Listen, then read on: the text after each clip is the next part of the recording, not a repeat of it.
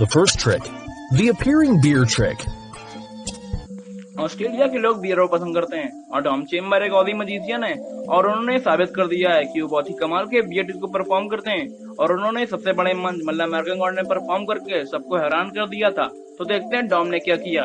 Dom अपनी magic की शुरुआत में सबको दिखाते हैं कि उन्हें हाथों में जो पेपर बैग पकड़ा है वो बिल्कुल खाली है और तभी उस बैग से एक बियर से भरे हुए ग्लास को निकालते हैं और आगे वो कुछ और बियर की बोतल को निकालते हैं, कभी अपनी जैकेट की स्लीव से तो कभी स्टेज के ऊपर रखे हुए मेज के पीछे से।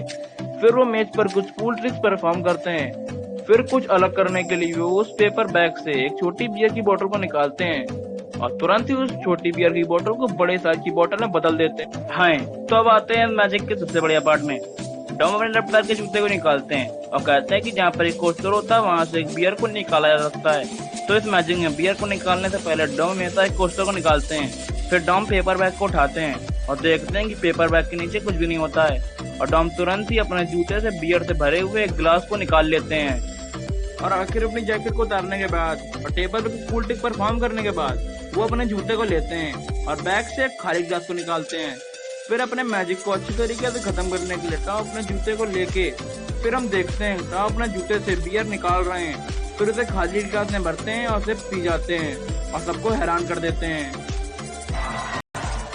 तो आखिर डॉम ने ये सब ट्रिक कैसे करी? तो ये रहा इस ट्रिक का सीक्रेट। तो इस पूरी मैजिक ट्रिक में डॉम ने अपने हाथों की सफाई का अच्छे से प्रदर्शन किया है और जब स्टेज पे टेबल रखा हुआ देख रहे हैं उसके बिना तो ये ट्रिक हो ही नहीं सकती थी। तो इस टेबल ने इस मैजिक ट्रिक में मेन रोल प्ले किया है।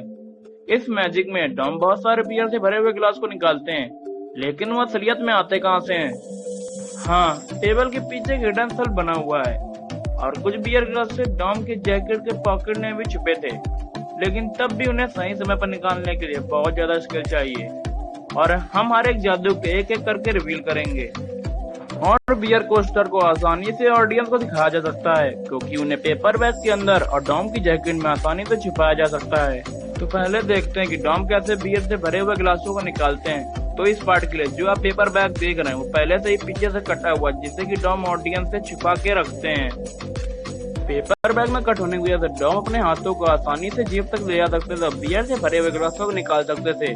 यहाँ अगर आप ध्यान से देखिए डॉम बियर से भरे हुए गिलासों को अपने हाथ में पकड़े हुए हैं और आखिर में उसे ऑडियंस को दिखा देते हैं।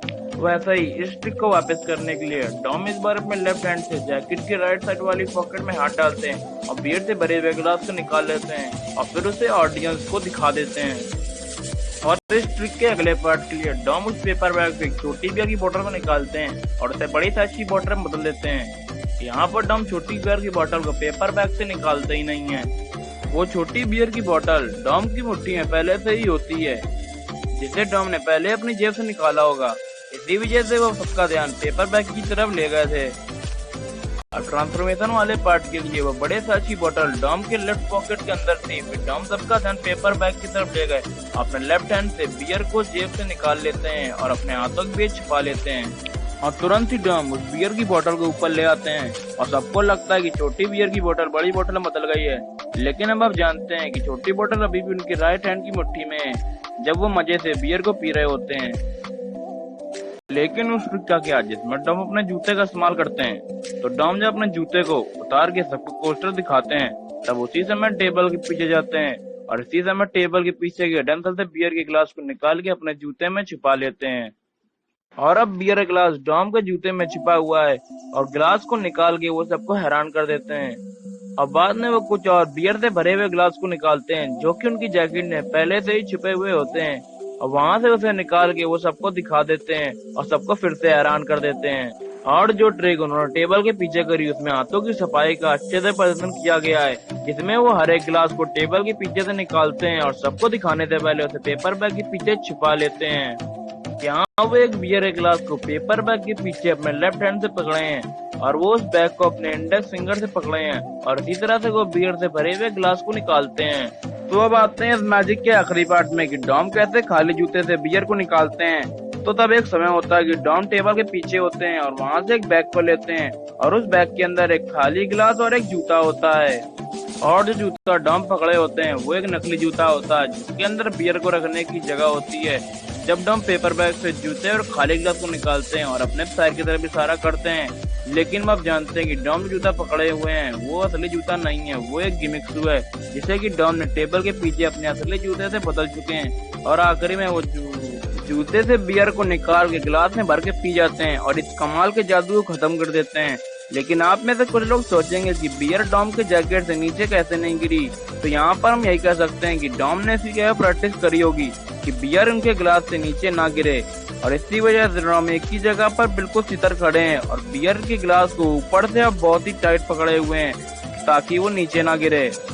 Preparing salt. तो शुरू करते हैं स्मूदीनी की मैजिक ट्रिक से जो उन्होंने अमेरिकन गॉट टैलेंट ने परफॉर्म किया था। और इनकी ट्रिक को देखने की वजह से भी दिमाग खराब हो गया। लेकिन आप सोच रहे होंगे कि साधारण से नमक से क्या जादू हो सकता है, लेकिन जब वो नमक जादूगर कमाल के हाथों में जाता है वो भी कमाल चीजें करता है। सबसे पहले जादूगर नमक को अपनी मुट्ठी में डालता है, फिर फूंक मारता ही वो नमक गायब हो जाता है। और थोड़ी देर बाद वही नमक उनके दूसरे हाथ में टेलीपोर्ट हो जाता है और फिर से वो नमक गायब हो जाता है, दूसरे हाथ में पहुंच जाता है। स्मूदी नहीं ये दूसरी चीजों से भी कर सकते हैं, अकेले नमक ही नहीं। उन्होंने ये ट्रिक जल के जूस के साथ भी की। उन्होंने जूस को अपनी मुट्ठी में डाला और वो जूस टेलीपोर्ट होकर उनके दूसरे हाथ में पहुंच गया।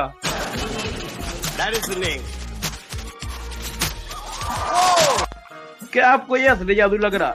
लेकिन आपको ये जादू करने के लिए किसी मैजिक स्कूल का एग्जाम पास करने की कोई जरूरत नहीं है। बस आपको इस ट्रिक के लिए नकली उंगली चाहिए होगी। और जादूगर ऐसी चीजें अपने मैजिक में इस्तेमाल करते ही रहते हैं। और जरा इनके हाथों को ध्यान से देखिए। जब स्मूदीनी नमक की डिब्बी को खोल रहे थे तब नकली उंगली उनके राइट हैंड में थी और कुछ सेकंड बाद उन्होंने नकली उंगली को अपनी मुट्ठी में दबा लिया और नमक को नकली उंगली में भर दिया। जब आप ध्यान से देखें तो नकली उंगली उनके राइट हैंड में है वाला, वो उससे नमक निकालते हैं। और स्मूदीनी ये जादू जितनी बार चाहे उतनी बार कर सकते हैं और ज्यादा दर्शकों को किसी को पता भी नहीं चलेगा। और स्मूदीनी लोगों को अपने दूसरे हाथ से डिस्ट्रैक्ट करते हैं ताकि किसी का भी ध्यान उनके दूसरे हाथ में ना जाए। स्मूदीनी एक कमाल के जादूगर हैं।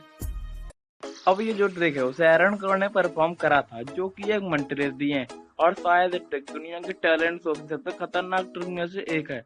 तो सबसे पहले एरन का स्टंट परफॉर्म करने के लिए कुछ शार्प ऑब्जेक्ट लेते हैं, फिर एक जलता हुआ कैंडल, और फिर जो जलता हुआ कैंडल होता है उससे जो पिघलती हुई मोमबत्ती उसको अपनी आंखों पर गिराते हैं ताकि उनकी आंखें पूरी तरीके से बंद हो जाएं। फिर वो अपनी आंखों को 3 अलग अलग चीजों से बांध लिया। सबसे पहले एक सफेद पट्टी, फिर एक काला टेप और सबसे आखिरी में एल्यूमिनियम फॉइल से अपना पूरा सर बांध लेते हैं ताकि वहाँ पर बैठे लोगों और जिसको यकीन हो जाए कि उनको कुछ भी दिखाई नहीं दे रहा है। फिर वो अपनी तलवार निकालते हैं और उन चीजों को काट देते हैं जो कि ऑडियंस ने अपने हाथ में पकड़ रखी थी। फिर सबसे आखिर में वो उन होई मेंटल जो कि जैसे उनके सर के ऊपर रखे पाइनएप्पल को काट देते हैं। तो आखिर एरन को ने लगभग नामुमकिन लग रहा है जादू को कैसे कर लिया। दोस्तों जरा आप खुद ही सोचो कि शो का जज होई मेंटल अपनी जिंदगी को सिर्फ एक शो के लिए खतरे में क्यों डालेगा। मतलब उसको इस एक्ट के बारे में पहले से ही पता था और इस मैजिक ट्रिक की पहली कई बार प्रैक्टिस हुई होगी और इस शो के जो प्रोड्यूसर उनके बिना ये मैजिक ट्रिक हो ही नहीं सकता। तो अब बात करते हैं एरन क्रॉ के इस कमाल के मैजिक ट्रिक के पीछे के सीक्रेट की। तो इस एक्ट के 2 पार्ट हैं, पहला जलता हुआ कैंडल, दूसरा आंखों पर पट्टी बांधना। तो आखिर एरन क्रॉ की आंखें पिघलते हुए वैक्स यानी मोम से कैसे बच गईं? क्योंकि मोम बहुत गर्म होता है, किसी की भी आंखों को बर्बाद कर सकता है। तो दोस्तों हम जानते हैं कि वैक्स का टेम्परेचर अगर 50 डिग्री सेल्सियस से कम हो तो हमारी आंखों को नुकसान नहीं पहुंचाएगा। और वो जो कैंडल एरन क्रॉ ने यूज किया है वो पैराफिन वैक्स या पैराफिन वैक्स भी हो सकता है, क्योंकि इन दोनों कैंडल का मेल्टिंग पॉइंट बहुत कम होता है। और अगर ठीक से देखो तो एरन ने कैंडल को अपनी आंखों से थोड़ा दूर रखा था। और जैसा कि हम जानते हैं कि वैक्स का बहुत कम टाइम लगता है पिघल कर जमने में, और आंखों पर पट्टी बांधते वक्त एरन के पास इतना टाइम था कि वो अपनी आंखों को खोल सके।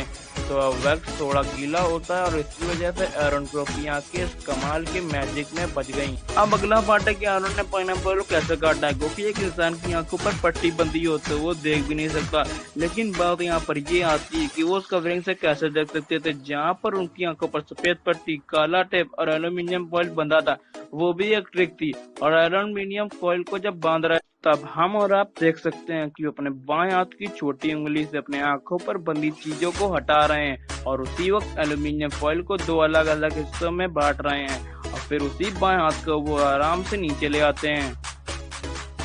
मतलब ये सब एक आई मास्क की तरीके काम करता, जिससे एरन जब भी चाहे हटा सकते थे।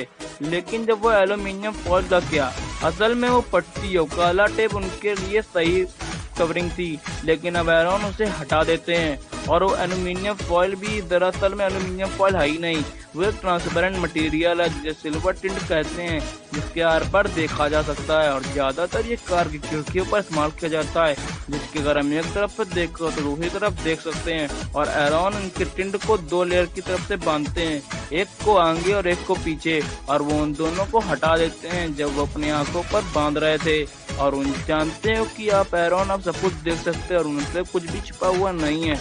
और वो उन चीजों को काट देते हैं जो कि लोगों ने अपने हाथों में पकड़ रखी थी। लेकिन अभी भी किसी इंसान के ऊपर तलवार चलाना खतरनाक हो सकता है। लेकिन दोस्तों आप देख सकते हैं कि वो एक गेमिंग स्वॉर्ड है, मतलब तलवार प्लास्टिक की भी हो सकती है। और पाइनएप्पल भी 90 से 95% कटा हुआ होता है। इसकी वजह से थोड़ा भी फोर्स लगाने पर पाइनएप्पल कट जाता है। और आखिर में जब वो फॉइल एपियर हटाते हैं तब वो अपने सफेद पट्टी और काले टोप को वापस अपनी आंखों पर चढ़ा लेते हैं। और इन चीजों को ऑडियंस को देखने के बाद Teleportation. जरा इस मैजिक ट्रिक को देखिए। एक मजीशियन एक हाथ दरवाजे से अंदर घुसता है जो कि स्टेज में पहले से ही इंस्टॉल होता है और तुरंत ही दूसरे दरवाजे से बाहर निकल आता है। और जब तक लोग कुछ समझ पाते हैं कि आखिर उन्होंने ये देख क्या लिया है, तब तक जादूगर वापस टेलीपोर्ट होकर दूसरे दरवाजे से निकल आता है और स्टेज के बीच में खड़ा हो जाता है। और आप सोच रहे होंगे कि आखिर जादूगर ने यह जादू किया कैसे? क्या उसके पास काली शक्तियां हैं, या फिर वो फ्लैश की तरीके तेज है, या फिर वो सच में टेलीपोर्टेशन वाला जादू कर सकता है? इस मैजिक के सीक्रेट को धूम 3 मूवी में अच्छे से समझाया गया है। और वो ये है कि एक दर्शक जब सोचते हैं कि वो एक इंसान को टेलीपोर्ट होते हुए देख रहे हैं, लेकिन असलियत में वो अलग अलग पर्सनैलिटी वाले लेकिन एक जैसे दिखने वाले 2 इंसान होते हैं। और एक यही तरीका है जिससे जादूगर टेलीपोर्टेशन वाला जादू कर सकते हैं। और अगर कोई टेलीपोर्ट कर भी सकता है तो अगर हम उसके बारे में अभी कुछ नहीं जानते हैं। Coin trick. हम कैसे मैजिक ट्रिक की बात कर सकते हैं बिना अच्छे पुराने कॉइन मैजिक के? डायनेमो भी ये जानते हैं और उनको ये भी पता है कि एक जादूगर कॉइन से क्या क्या कर सकता है। यहाँ पर सब आसान है। यहाँ पर वो एक सिक्के को घुमाते हैं और सिक्का भी डायनेमो के सामने टेबल पर घूम रहा होता है। और जैसे ही सिक्का टेबल से नीचे गिरने वाला होता है, तुरंत ही डायनेमो उसे अपनी उंगली में कैच कर लेते हैं और सिक्का भी डायनेमो के हाथ में घूम रहा होता है। ये भी एक कमाल का जादू है, मगर जादू से कुछ ज्यादा है।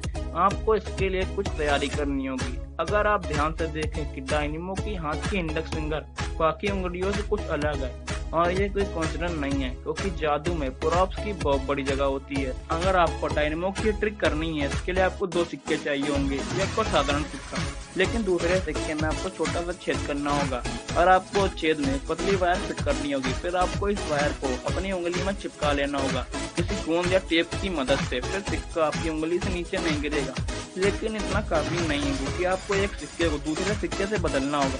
और आपको ये करने के लिए एक टेबल चाहिए होगा। फिर उस टेबल में अपने सिक्के घुमाइए और जैसे ही वो सिक्का टेबल से नीचे गिरने वाला, दूसरे सिक्के घुमा के उठा दीजिए, मगर अपने दूसरे हाथ को टेबल के नीचे रखना ना भूलिए। बस अब सही समय पर सिक्के को उठाइए और वो आपने ये ट्रिक सीख ली है। लेकिन दूसरा सिक्का बहुत कम देर तक घूमेगा, और अगर आपको दूसरे सिक्के को देर तक घुमाना है तो आप उसे अपने मुंह के पास लाके फूंक मार सकते हैं ताकि वो। तो दोस्तों आपको इन जादू के पीछे का सीक्रेट पता चली गया होगा। तो कौन सी ट्रिक आपको सबसे बढ़िया लगी? डॉम चेम्बर की द अमेजिंग बियर ट्रिक, स्मूदिनी की जर्मन सॉल्ट ट्रिक, या कोई और कौन सी मैजिक ट्रिक हमसे रिवील करना चाहते हैं? हमें नीचे कमेंट में जरूर बताएं।